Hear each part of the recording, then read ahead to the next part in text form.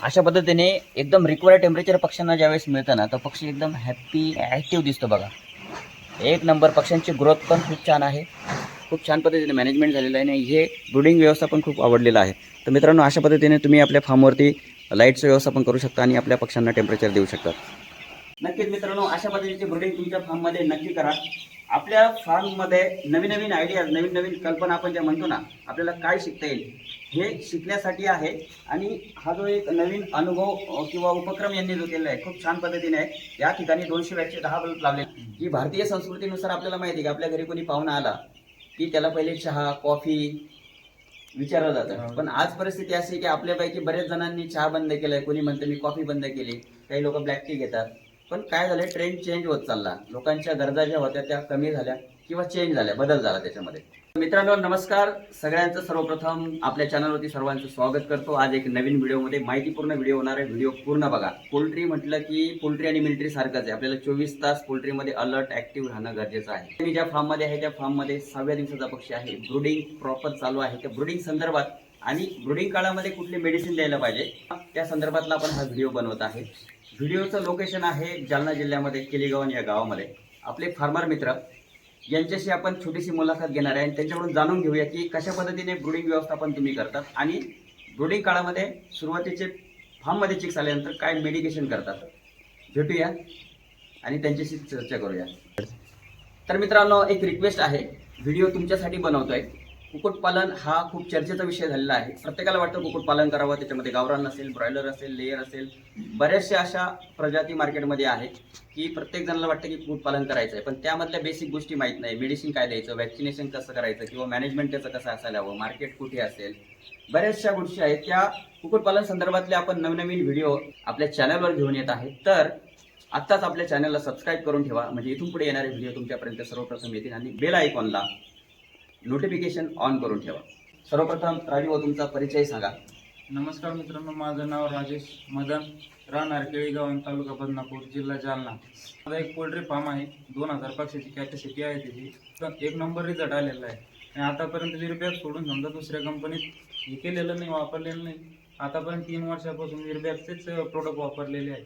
चीज आल्यानंतर आपल्यापैकी बरेच जण गोड पाणी, साखर पाणी, आपण म्हणतो त्याला की ग्लुकोज वॉटर है ना, की भारतीय संस्कृतीनुसार आपल्याला माहिती आहे की आपल्या घरी कोणी पाहुणा आला की त्याला पहिले चहा कॉफी विचारलं जातं. पण आज परिस्थिती अशी आहे की आपल्यापैकी बरेच जणांनी चहा बंद केलाय, कोणी म्हणतं मी कॉफी बंद केली, काही लोक ब्लॅक टी घेतात.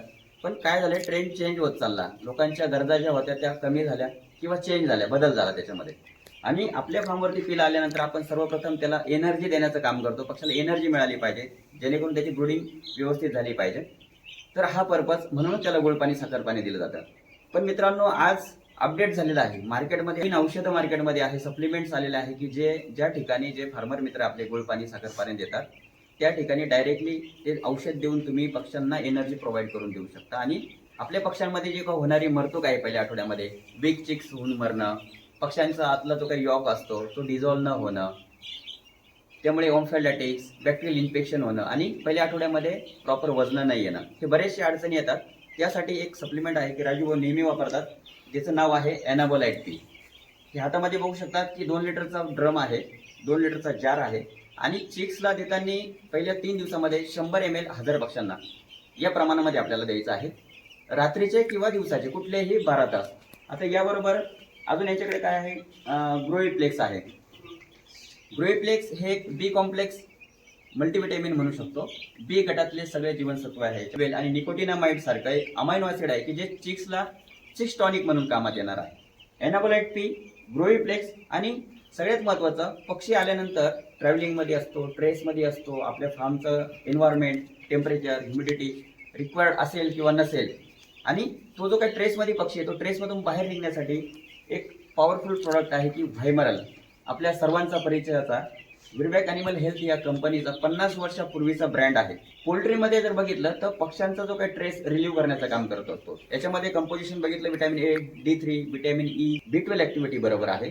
यामध्ये आता व्हायमरल फोर्ट म्हणून पण व्हिटॅमिन सी पण एंट्रीज केलेला आहे, की जो आवर्जून सांगण्याचा उद्देश हा आहे की व्हिटॅमिन सीची जी कमतरता होती व्हायमरलमध्ये, तर व्हायमरल फोर्ट म्हणून ब्रँड नेम आता मार्केटमध्ये तुम्हाला उपलब्ध होणार आहे. तर नक्कीच हे जे काही समोर तुम्हाला 3 प्रोडक्ट सांगितले, एनाबोलाइट पी, ग्रोईप्लेक्स आणि व्हायमरल, ॲनाबोलाइट पी 100 ml 1000 पक्ष्यांना, व्हायमरल 50 ml 1000 पक्ष्यांना आणि ग्रुइप्लेक्स 100 ml 1000 पक्ष्यांना. अशा पद्धतीचं कॉम्बिनेशन करायचं आहे, मिक्स करायचं आणि 1000 पक्ष्यांच्या प्रमाणामध्ये आपल्याला दिवसाच्या पाण्यामध्ये द्यायचं आहे. आणि रात्रीच्या पाण्यामध्ये जे काही अँटीबायोटिक आहे आपलं लिक्झेन पावडर किती देतो आपण 1000 पक्ष्यांना? 20 ग्रॅम. लिक्झेन पावडर 20 ग्रॅम 1000 पक्ष्यांना आपण देतो ते रात्रीच्या पाण्यात, आणि दिवसाच्या पाण्यामध्ये हे तिन्ही कॉम्बिनेशन करून देतो. तर एकंदरीत हे जे काही मेडिसिन वापरतात, हे मेडिसिन वापरल्यानंतर तुम्हाला काही फायदा वाटला का त्याचा? फायदा म्हणजे रिझल्ट खूप छान आहे, चांगला आहे सर. रिझल्ट कशा अँगलने, नेमकं कसा रिझल्ट आला? आता आपले प्रेक्षक बघताय समजा. ग्रोथ चांगली होती, मोर्टॅलिटी कमी राहते. हम्म. लिक्झाने वापरल्यामुळं अँटीबायोटिक लिक्झाने, बरोबर. आणि ती वापरल्यामुळे मोर्टॅलिटी पण थोडीफार कमी होऊन जाते. बरोबर. म्हणजे 0 याच्यात 1-2% प्रत्येक फार्म मध्ये असते मोर्टॅलिटी. तर राजू, मला एक सांगा की ही जी काही बुखारी बनवली तुम्ही, ही कशा पद्धतीने बनवली, की तुम्हाला काय वाटलं की असं आपण शेगडी बनवू शकतो? किंवा आपण म्हणतात ना, बऱ्याच ठिकाणी कोळसा जाळला जातो, लाकड जाळले जातात, त्यासाठी पत्र्याचा वापर केला जातो, डब्याचा वापर केला जातो. पण तुम्ही जे आहे हे गव्हाण टाईप दिसतंय, मला वाटतं हे गव्हाणच आहे. हा, इगावा म्हणजे माझ्याकडे शेळीपालन आहे. बरं. त्यातून मी काय केलं, म्हणलं आपण दुसरं एक खर्च वाटण्यापेक्षा त्यांच्यातली उचलली तर ठेवली. अच्छा. हा. आणि याच्यात जाळ केल्यामुळं थोडाफार खूपच जास्त फरक पडतो. हो ना. आता म्हणजे रात्रीला कधी पेटवतात त्याला तुम्ही, आणि सकाळपर्यंत राहतो का त्याच्यामध्ये? हा, रात्री 10 वाजल्यापासून चाली याला करतो. दाखवतो. रात्री 10 वाजल्यापासून चाली करतो जाळ. तर 1-2 तासानंतर जाळ हो ना. चालू हे ठेवतो. बघा, म्हणजे आता अजूनही त्याच्यामध्ये आर आहे, मस्त टेम्परेचर तापलेलं आहे. आणि त्याचबरोबर इकडे जे लाईट व्यवस्थापन केलेलं आहे तुम्ही, हे लाईट व्यवस्थापन खूप छान आवडलेलं आहे. आणि आपले प्रेक्षक मित्र जे बघताय, नक्कीच मित्रांनो अशा पद्धतीचे ब्रीडिंग तुमच्या फार्ममध्ये नक्की करा. आपल्या फार्ममध्ये नवीन नवीन आयडियाज, नवीन नवीन कल्पना आपण ज्या म्हणतो ना, आपल्याला काय शिकता येईल हे शिकण्यासाठी आहे. आणि हा जो एक नवीन अनुभव किंवा उपक्रम यांनी जो केलेला आहे, खूप छान पद्धतीने आहे. या ठिकाणी 200 वॅटचे 10 बल्ब लावलेले आहे. आणि एक जो काही आपला बोरवेलचा पाईप आहे, वेस्टेज पडलेला होता, त्याला तुम्ही वापरात आणलाय, त्याला राऊंड केला, बांबूची त्रिकांडी बांधली आणि दोरीच्या साहाय्याने हँग करून दिलंय. तर अशा पद्धतीने 2000 वॅटचं लाईट व्यवस्थापन केलेलं आहे. पक्षी बघू शकता, 6व्या दिवसाचा आहे. 6व्या दिवसाला वजन किती आले?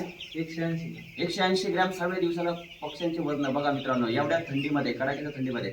आणि त्याचबरोबर सगळ्यात महत्त्वाचं, तुमचं काम खूप चांगलं आहे, इथं मॅनेजमेंट खूप चांगलं आहे. मित्रांनो, ब्रुडिंग व्यवस्थापन करत असताना बघू शकतो, वरती सिलिंग पण एकदम प्रॉपर केलेली आहे. सिलिंग असेल, लाईट बुडिंग असेल, साईडमध्ये आतमधला पडदा आहे, बाहेरचा पडदा आहे. 11:30 वाजले. आता तुम्ही हे वरती केलं आहे ना. बऱ्याच ठिकाणी लवकरच पडदे वरती केले जातात, पण आता पक्षाची ऍक्टिव्हिटी जर बघितलं तर एकदम व्यवस्थित आहे बघा.